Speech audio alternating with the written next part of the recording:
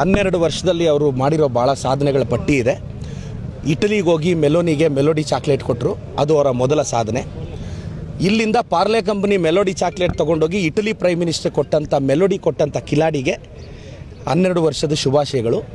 ಈ 12 ವರ್ಷದಲ್ಲಿ ಅವ್ರು ಮಾಡಿದ್ದೇನು ಅಂದರೆ ನಿರುದ್ಯೋಗ ಜಾಸ್ತಿ ಮಾಡಿದ್ರು, ವಿದೇಶಿ ಸಾಲ ಜಾಸ್ತಿ ಮಾಡಿದ್ರು, ಸಿಲಿಂಡರ್ ರೇಟ್ ಜಾಸ್ತಿ ಮಾಡಿದ್ರು, ಪೆಟ್ರೋಲ್ ರೇಟ್ ಜಾಸ್ತಿ ಮಾಡಿದ್ರು, ಡೀಸೆಲ್ ರೇಟ್ ಜಾಸ್ತಿ ಮಾಡಿದ್ರು, ಬಡವ್ರಿಗೆ ಮನೆಗಳು ಹಾಕ್ಕೊಡ್ತೀವಿ ಅಂತ ಆ ಪ್ರಾಮಿಸ್ ಬ್ರೇಕ್ ಮಾಡಿದ್ರು. ಅದೇನೋ ಒಬ್ಬೊಬ್ಬರ ಅಕೌಂಟ್ಗೆ 15 ಲಕ್ಷನಂತೆ, 15 ಪೈಸಾನೂ ಬರಲಿಲ್ಲ. ಇದು ಮೋದಿಯವರ ಸಾಧನೆಗಳು. ಈ ಮೋದಿ ಅಂಧಭಕ್ತ ಇದ್ದಾರೆ ಕೆಲವರು ಸೋಷಿಯಲ್ ಮೀಡಿಯಾದಲ್ಲಿ. ಅದು ಮೋದಿಯವರ ಅಂಧಭಕ್ತರಲ್ಲ, BJPಯ ಸೋಷಿಯಲ್ ಮೀಡಿಯಾದ 300-400 ಜನ ಅಂಧಭಕ್ತರು. ಅವ್ರಿಗೆ ಅಂಧಭಕ್ತಿಗೆ ಲಿಮಿಟೇ ಇಲ್ಲ. ನೋಡಿ, ಈ ದೇಶಕ್ಕೆ ಇಬ್ಬರು ಹಾನಿಕಾರಕ, ಈ ಅಂಧಭಕ್ತರು ದೇಶದ್ರೋಹಿಗಳು. ಈ ಮೋದಿಯವರ ಅಂಧಭಕ್ತರು ಈ 12 ವರ್ಷದಲ್ಲಿ ಏನು ಮಾಡಿದ್ರು ಅಂತ ನಾವಿಟ್ಟಿರೋ ಕಾಂಗ್ರೆಸ್ ಸರ್ಕಾರದಲ್ಲಿ ಇಟ್ಟಿರೋ ಹೆಸರುಗಳಿಗೆ ಹೆಸರು ಚೇಂಜ್ ಮಾಡಿದ್ದು ಬಿಟ್ಟರೆ ಇನ್ನೇನೂ ಮಾಡಿಲ್ಲ.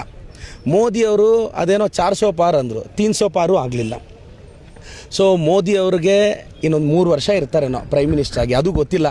ಚಂದ್ರಬಾಬು ನಾಯ್ಡು ಅವ್ರು ಯಾವಾಗ ಕೋಪ ಮಾಡ್ಕೊತಾರೋ, ನಿತೀಶ್ ಕುಮಾರ್ ಅವ್ರು ಯಾವಾಗ ಕೋಪ ಮಾಡ್ಕೊತಾರೋ ಗೊತ್ತಿಲ್ಲ. 2029ಗೆ ಇಂಡಿಯಾ ಕೂಟ ಬರುತ್ತೆ, ರಾಹುಲ್ ಗಾಂಧಿ ಅವರು ಪ್ರಧಾನಿಗಳಾಗ್ತಾರೆ. ಮೋದಿಜಿಯವರೇ ಇನ್ನೊಂದು 3 ವರ್ಷ.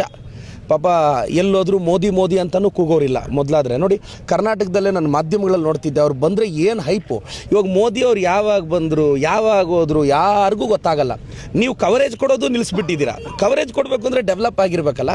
ಸೊ ಮೋದಿಯವರು ಈ 12 ವರ್ಷ ತುಂಬ್ತಿರೋ ಇದರಲ್ಲಿ ನಿಮ್ಮ ತುಂಬ ಕೆಟ್ಟ ಅಭಿವೃದ್ಧಿ ಕೆಲಸಗಳಿಗೆ ನನ್ನ ಧಿಕ್ಕಾರ ಹೇಳ್ತಾ, BJP ಹಟಾವ್ ದೇಶ್ ಬಚಾವ್, BJP ಹಟಾವ್ ದೇಶ್ ಬಚಾವ್.